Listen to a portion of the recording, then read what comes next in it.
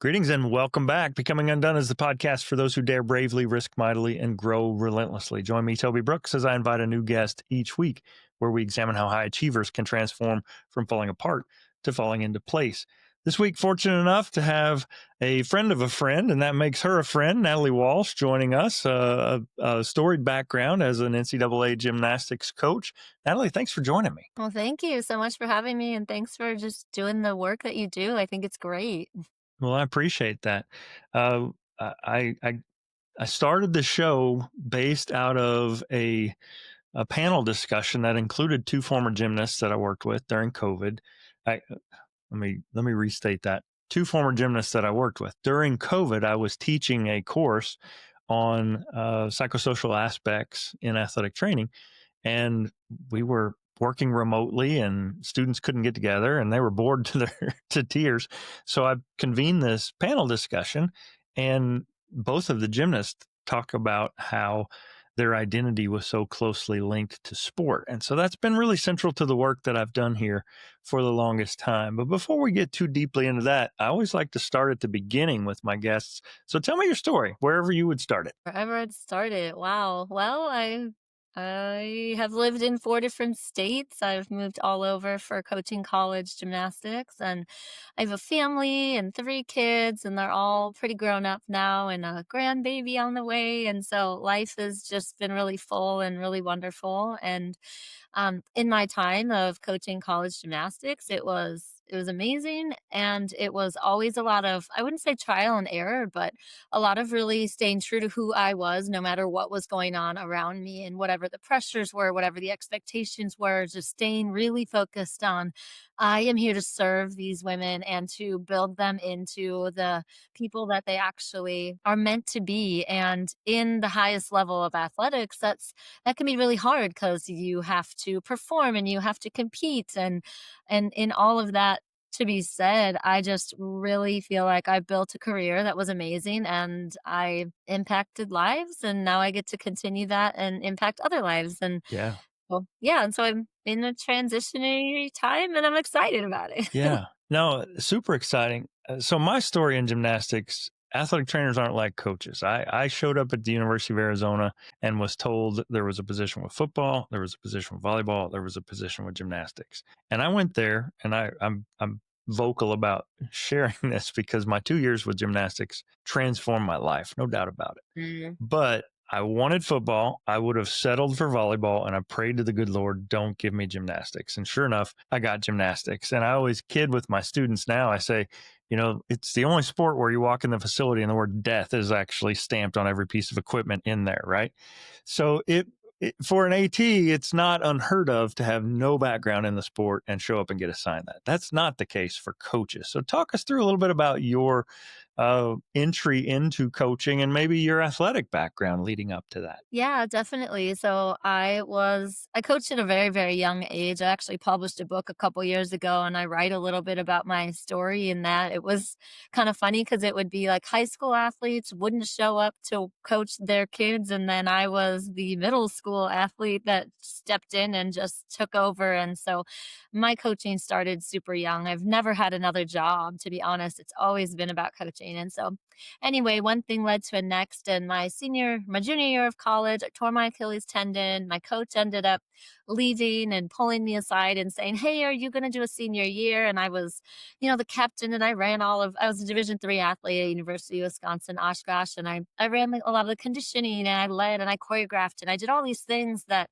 I thought like that was just me being me. I didn't know that that was a lot of extra, and I didn't realize it was valuable. But when my coach left, recommended that I stay and coach. And so ended up being an assistant for 2 years, and then took over my own alma mater at 23 years old. Couldn't even rent the vans, had to get help with that because I was 23 and had 3 kids under the age of 3. And just, it was a juggling act. I just poured into those athletes, met them where they were at. And one thing led to a next. And by my last year there, which was my 4th year, we won the national championship. And that opened the door for me to go to Division 1, Ball State. Totally rocked my world. I was not aware of half of what I was getting into, but you live and you learn. And I went through things from like they built me a facility and then put a 10-foot ceiling over the whole thing so you couldn't use it and made the pits too small and too shallow. And I learned everything from all about equipment to remodeling facilities to how do you respectfully, politely, and really in a strong way stand your ground with administration. And so I fought to get a new gym, and we did. And then that took me to Utah State after that. That opened the door there because really transformed the Ball State culture and took athletes to national or sorry, NCAA regionals. And then that opened up Utah State, and Utah State in 9 months just took that team. It was actually the highest jump in all of NCAA history to go from taking over a team that was ranked so low to in 8 months getting them to be at the national or NCAA level at regionals. And then that opened another door to return back to my more grassroots in the Midwest and take over University of Illinois for 2 full contract periods. And now I am not there anymore, but I'm definitely spreading my wings and learning from everything. So that was a Sure. big overview. Hopefully that wasn't too Yeah. much. No, it was great. And as you're talking, a lot of times in this show, something like an Achilles injury. You've been a competitive gymnast. I don't know how old you were when you started, but typically athletes in gymnastics start little bitty, and so it's central to your what you do. Like your day is probably built around training. Pardon me, for a lot of guests, they would describe a career-ending injury like that as something that was transformative, and it sends them off in another direction. It sounds like you didn't get a chance to necessarily grieve that. You were right into coaching mode right away. And so it simply became the next page in your journey. Would you say that's accurate? Yeah, I can really vividly remember, well, when I tore my Achilles, I was in a wheelchair because I did some really bad damage to the other leg, couldn't walk for many months. But I just remember getting to practice and I maybe cried a little bit for like a few seconds. And then I realized that my friend and teammate was struggling with her dance and I wanted to make her better. So I got out of the wheelchair and I crawled and I helped choreograph on my knees. And I don't know. Think for me, it was honestly I'm a faith woman. And I feel like what the enemy means for harm, that God takes and turns around for good, and we have an opportunity to partner with Him in that. And for me, partnering with Him in that moment to take what was meant for evil and harm and to destroy me, and to just basically crush the head of that snake and say, no, I still have worth and value, and I am gonna crawl on my knees and help her get better. And so yeah, I don't feel like I stayed in that pit, and I don't even think I saw myself as in a pit. I felt a little sad for myself for a little while, but I think I knew deep down I'm made to pour into others. And while the sport was great and all for me, I wasn't the best athlete, but I was really good at other things. And so I just stepped into the other things and yeah, got some rug burns on my knee, but helped the dancing. So powerful. I love that mentality, and it's just kind of a next mentality where you just move on to whatever that next challenge is, and commendable to be sure. So you recently concluded an 8-year tenure as head coach at University of Illinois, and that's a fairly recent development, August 2025, if I'm not correct. Looking back, how would you say you're processing this transition, both professionally and personally? I think in the personal side, I'm processing it in like, I think we get called and our heart gets called into certain scenarios, and then you pour everything into what you are like the scenario you're in. And there comes a point where it's like you're ready to be transplanted into a new pot. And I can honestly say that I felt that. I felt like, okay, I have created this great culture here and the athletes are happy and healthy and we're cruising and it's great. But my passion was so much more in the human than just like winning championships. Not that I didn't want to win, highly competitive, but so personally, I think 2020, the hindsight is 2020. Looking back, I could see that I honestly could have even left sooner and felt fulfilled, and I didn't. And so sometimes life throws you a curveball. And for me, I was coming up on the end of the contract, and my administration said, we're not gonna give you another one, and we don't have a reason, and you didn't do anything wrong. You did great. You this that, and we're just making a shift. And so I could have sat there and been really angry and frustrated, and in some ways, it's always devastating when you have somebody else, make some sort of decision, but in the true grand scheme of things, I should have made that decision. And so while I could be bitter and angry, I'm not. I feel like yeah, the path that I have now, I get to walk in more radical faith, blind trust. I get to pour into more people, and I think I get to be more me. It was a very like the environment in the college setting, like you can talk about pretty much everything but your faith. And to be honest, like I have a really strong faith, and I it was hard to not always be able to give the true answers that would set people free. And I know this isn't what your podcast is about, but hey, you No, asked me to be here. no, And I love it. well, in some ways, I think the ceiling that I was put under, it was a slow, like kind of death to my spirit in a lot of ways. And so I'm able to step into trusting and being who I am and rediscovering that I don't need to have a silenced voice. And I do believe that actions speak louder than words. And so I always carried myself with what my beliefs were and treated people in the best way that absolutely knew how. But at the end of the day, I think I am right where I need to be in order to launch into being able to help more people and to really, really be who I am. Yeah, no, I love that. So powerful. I've spent the last 14 and a half years at Texas Tech. Prior to that, I was at SIU Carbondale. I spent most of my career in public institutions. And this past year, moved to Waco, started at Baylor. And I didn't teach in the fall, but I taught in the spring. And it was jarring for me to be able to be 100%. I can distinctly remember having conversations with students and going all the way to the threshold of talking about faith, but then realizing like this is a state school, separation of church and state, and separation of yeah, church and state, and and just feeling like I couldn't be my 100% authentic self. And this semester in particular, I'm really leaning in, and I'm right there with you. I'm tracking that in order to be who I fully am, I needed a change, and that wasn't something I necessarily sought out. But man, I'm thankful for it. And so I love that you mentioned that, and that Thank you you. recognize that to hold on to whether it's animosity or bitterness or anything like that for going in another direction uh, doesn't serve you, and it doesn't help you build upon the ministry or the platform that you have.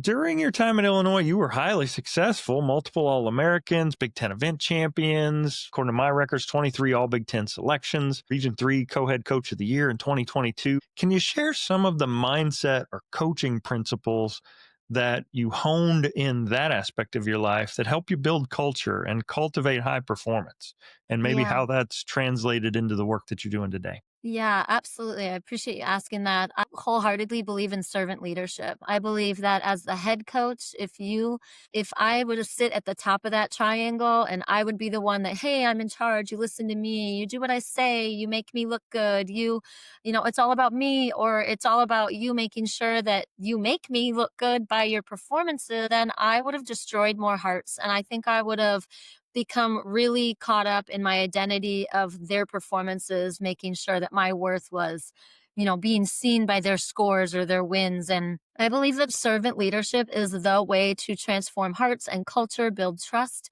And so what that means is like taking that triangle and flipping it upside down. I'm at the base. It is my honest like role, responsibility, and the honor to get to bear the weight and to be able to empower people and encourage them and to not micromanage my staff, but release them to do what they want to do and how they want to do it and be there to support them and give freedom and ask my athletes, what do you think? What do you want? What is in your heart? What's in your voice? And to really teach them to use their voice, to teach them about self worth and value. I think that for me, the servant leadership, the being willing to be transparent myself and tell them, hey, like if I would walk into a practice and I knew, oh, I came from a tough meeting or I had something going on at home, I would just gather them and say, hey, I want to tell you that I'm going through this, this small thing. I'd be transparent. And I just want you to know, I know you're going to feel my energy. And I want you to know that it's not any of you. And I don't want any of you to automatically assume that it's something about you, because that's what they'll do.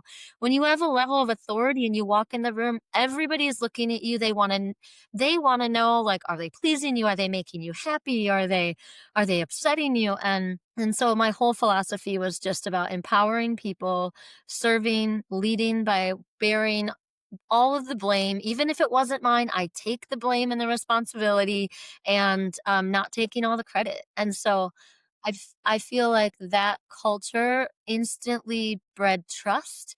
And then I never pushed too hard too fast to where they weren't believing in the process in themselves.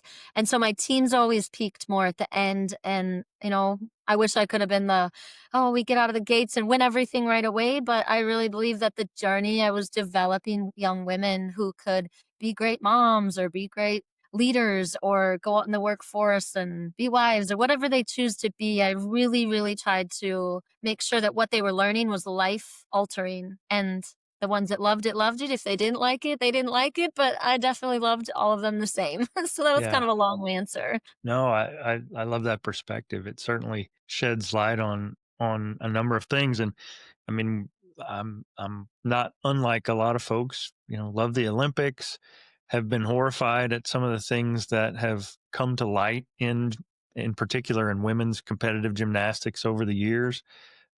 Just atrocities that were swept under the rug. I think the mental and the physical abuse that occurs to a lot of young gymnasts it's as tragic and it's as awful as it is widespread. And so one thing that I took, Bill Ryden was a former guest on the show. He was the head coach I worked with at Arizona. And something he said to me, maybe my first day in the gym, he said, I am in the business of reclamation. I am here to bring highly successful. They were good enough to get a Division I scholarship, but they've spent over a decade, over half, a majority of their life competing in a sport. Some of them don't even love it. They don't even like it anymore. They're broken physically. They've been, in many instances, psychologically abused, if nothing else. Yeah. And he said, it's my job to put them back together, to help them sort through what their relationship with gymnastics is, what it means to them, how it ties into their identity, and hopefully allow them to walk out of the gym at the very last time, hanging their heads high and realizing that the sport brought them more joy than harm. And that was weird for me to encounter that discussion, especially day one, because I'm used to basketball and football and baseball where they're going to college so they can go pro, right? And it's a much different mentality. Knowing that and reading part of your bio, you've spent a lot of time in the mental health space, particularly in the gymnastics community. What would you say inspired you to champion mental wellness, and how did you bring that to fruition? I, like Bill Ryden, feel like my career was just built on putting broken pieces back together and putting hearts back together and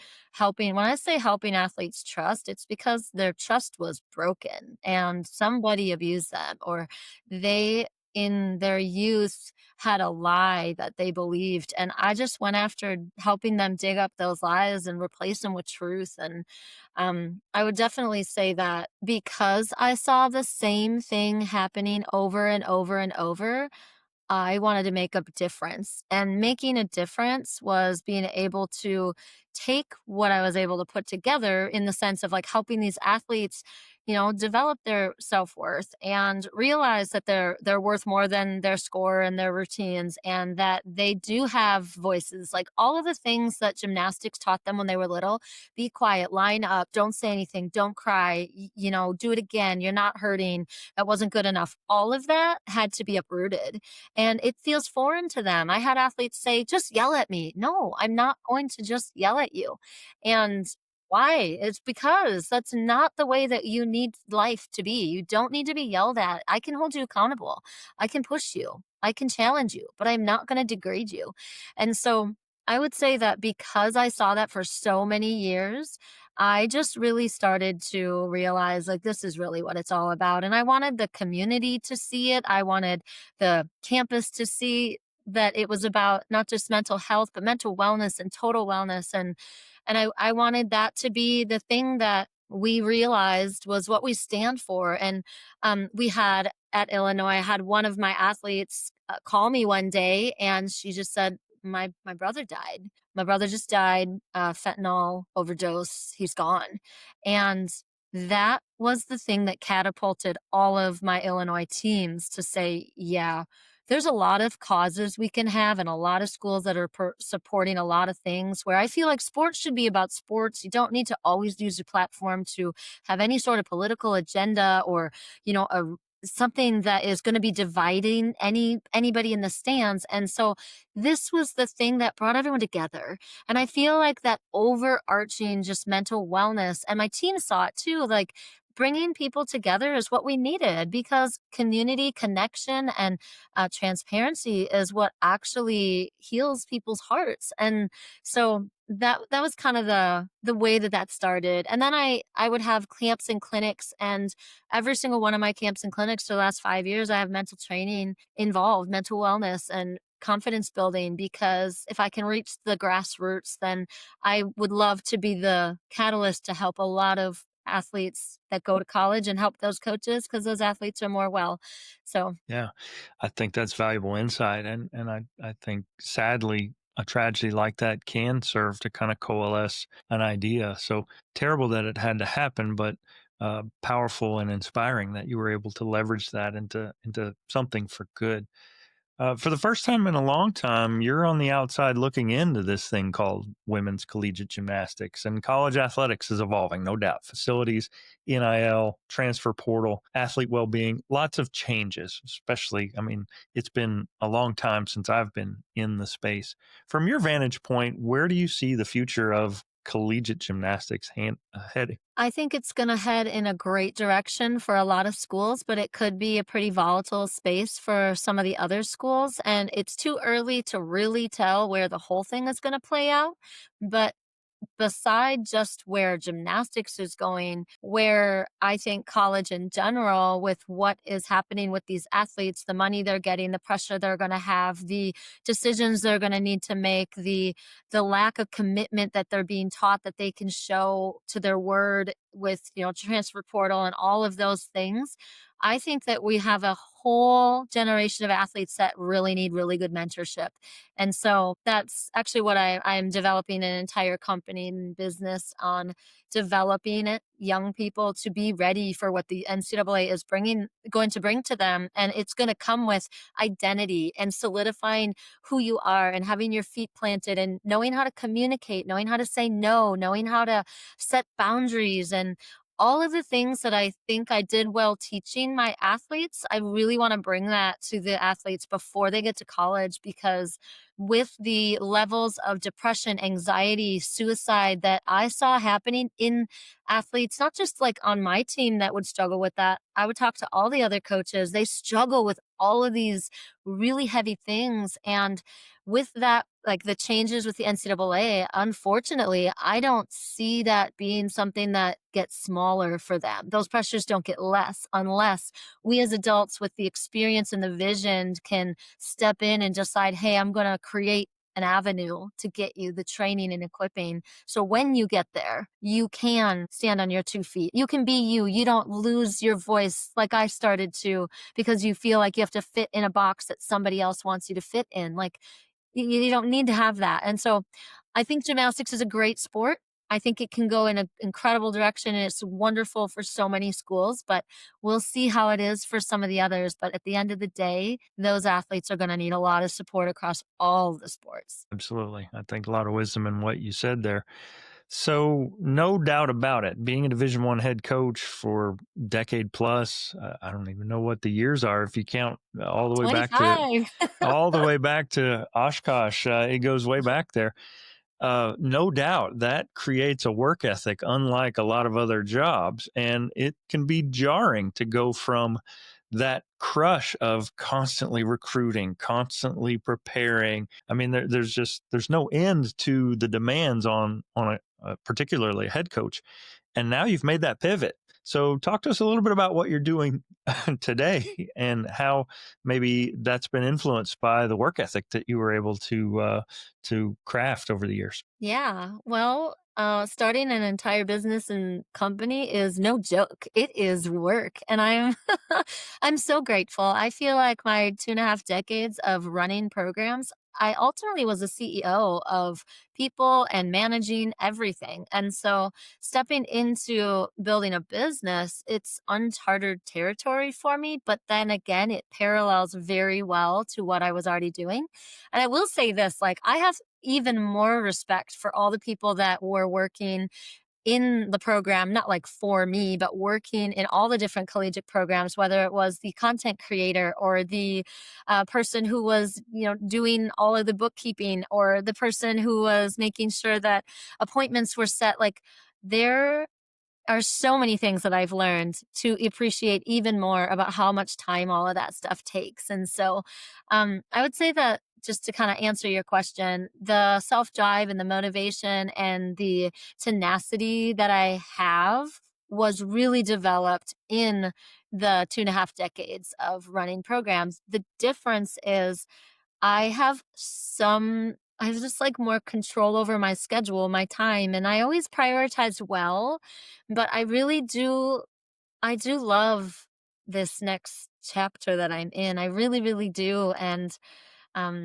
I think a lot of people think, oh, everybody's striving and clawing their way to want to get to the top, to at that top NCAA level. Like I know I could always go back, and it was my choice to not go back. I mean, I have a plenty of a great resume to step in somewhere else, but at this moment, I think I just really needed to go down a different journey, and I think all of my CEO experience is serving me well. So I'm running a business. I'm doing a lot of culture coaching for coaches. I'm coaching coaches. I'm coaching athletes, helping parents, and doing a lot of mental training and identity building. And the sky is the limit. And I'm traveling a lot. And so that's awesome. Again, talking with Nadalie Walsh, former Division One NCAA women's gymnastics coach, and today owner and CEO and all things of Timber Ridge Venture and Events, mom of three. So you're balancing a lot of responsibilities these days.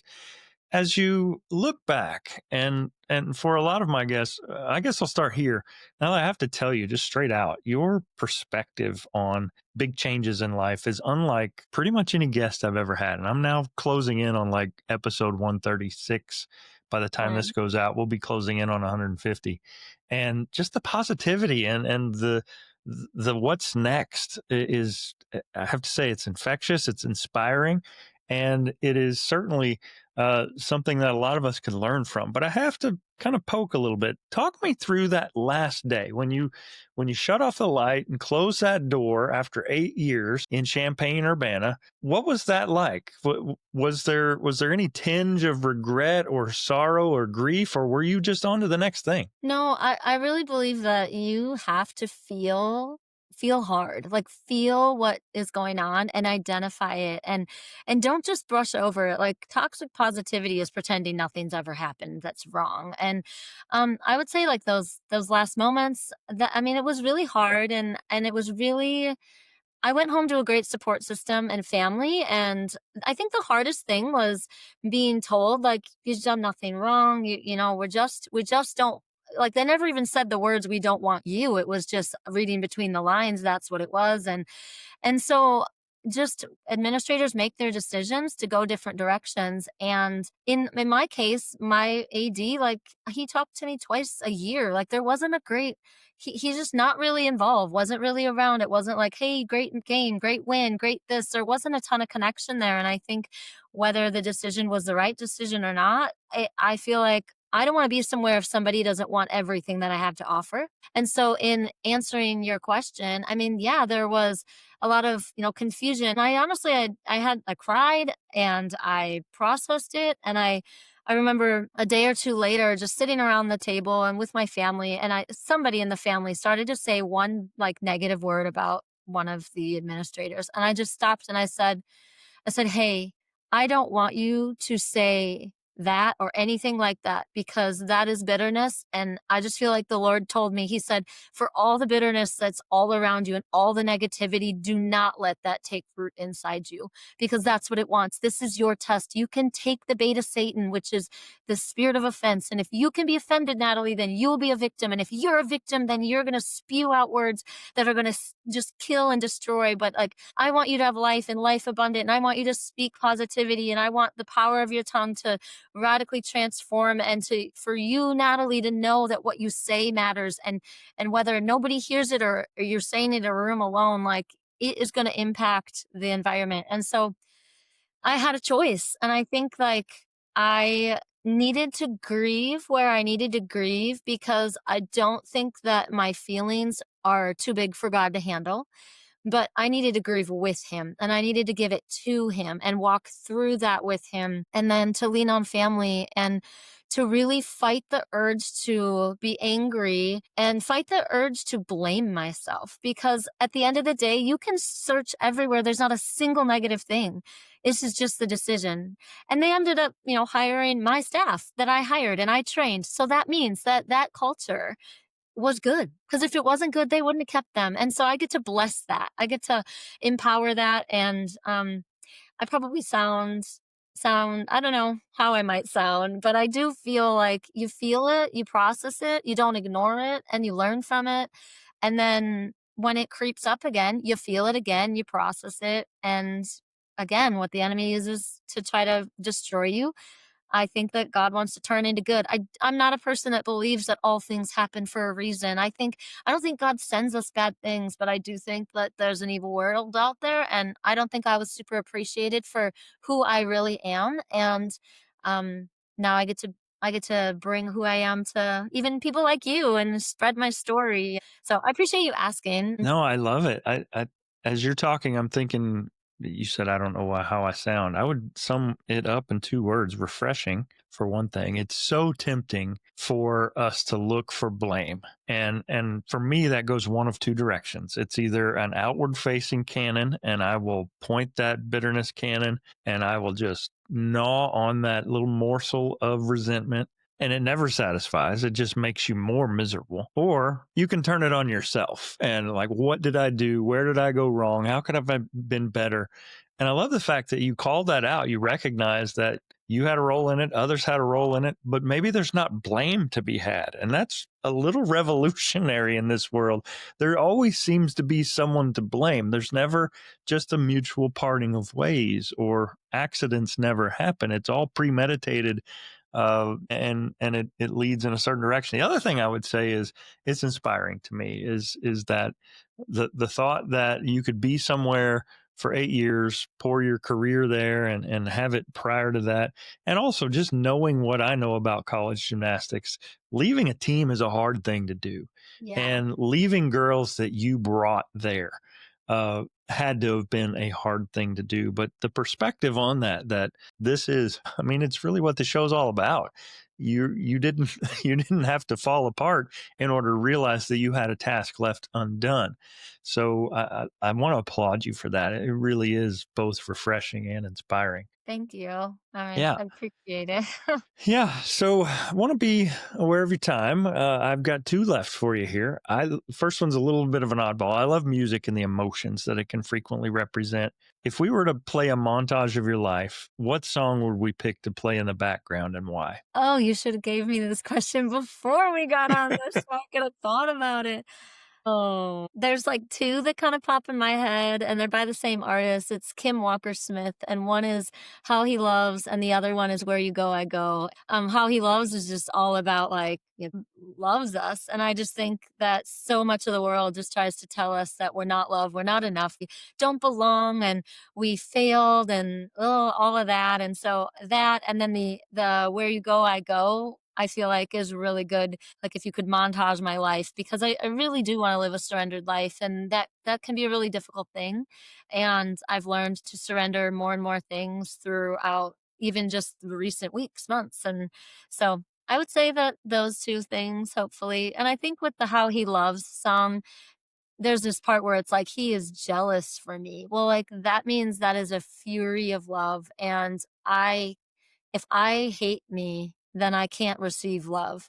And so I have to really keep working through the process of, we all deal with self hate in some way, or we all deal with like self criticism and self denial and self deprecation. And so that's not the way we're supposed to feel. We're not supposed to be self-righteous, but we're not supposed to hate who we are, and so I would say I wouldn't want that song to play because I'm so loved. I would want people to see my life play out and them to know that, like, you are loved in your worst moments when you did terrible things because we all have the terrible stories. You're not asking me all my failures, all of Right. them. Yeah. So and then the Where You Go, I Go is just it's kind of like I would say, like a battle song a little bit. And sometimes you have to go to battle and you go to war and you're on the front lines and you have to trailblaze for other people. So, Yeah. yeah. Well, I dropped those into I've got a Spotify list. It's like a mixtape of all my guests. And so that Oh, one's kind of a fun one. As you're talking, I'm also kind of reminded for all the things I loved about working 2 years of women's college gymnastics, I will say that you can't help but be with them that much and pick up some of the bad as well. And I was a basketball player growing up, so I could have a not so good game and we could still win and all's well that ends well. Nobody posted uh, my failures in on a website or in a news. I mean, gymnastics cultivates that perfectionist mentality from the earliest of ages, and I think that self-loathing comes into the equation pretty quickly. At least it did for the many of the athletes I worked with. If they weren't perfect, they felt like they'd failed. And I love how you've woven your faith into that. And he doesn't expect perfection; he expects surrender, and that's a powerful way to look at it. Again, talking with Nadalie Walsh, former head coach at the University of Illinois, now owner and operator of a business. You also kind of alluded to some other things that are kind of in the pipeline, maybe authoring and coaching and speaking. So I always kind of conclude with this one. What for Nadalie Walsh remains undone? what remains undone? Yeah, I have a pretty big vision for developing this business to have um the opportunity to go around and speak and inspire and to help people change cultures in their businesses, in their workplaces, in their gyms, their teams. I really feel like my training is really valuable and I've got a really good handle on how to effectively communicate how to adjust these things. And so what's left undone is like I want to reach as many people as I can with the doors that God opens for me. I don't want to go pushing them down. Like people either want this or they don't want it. But I'm working with families, parents, kids that need mental training, mindset training, uprooting lies from and replacing them with truth. And it's called Be Ready. It's a Be Ready mental training, nutrition, and NCAA preparation program.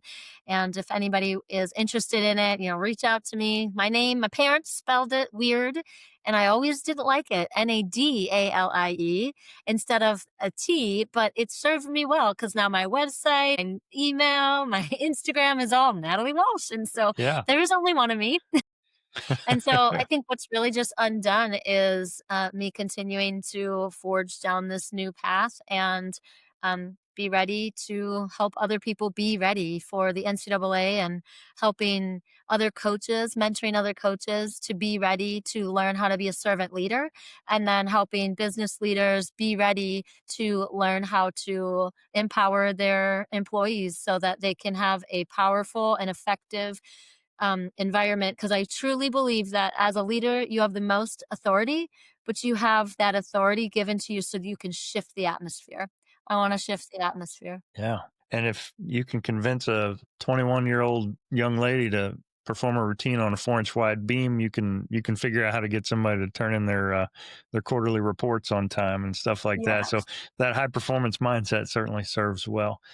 Well, I will be sure to drop those socials in the show notes and description if people want to look you up and send them your way. Natalie, thank you so much for joining me today. I really sincerely mean it. Your perspective is a breath of fresh air, and I sincerely appreciate your outlook. Oh, thank you so much. It was awesome just getting to talk to you. You had great questions and thanks for sharing a little bits about you. And I hope this I hope this really serves your viewers and continues to uh build you even more. Yeah, well, I thank you for that. Last little bit, I always stitch this in. If you could just introduce yourself and say, "And I am undone." Yeah, I'm Natalie Walsh, and I am undone. Yes, I'm gonna stop it right there.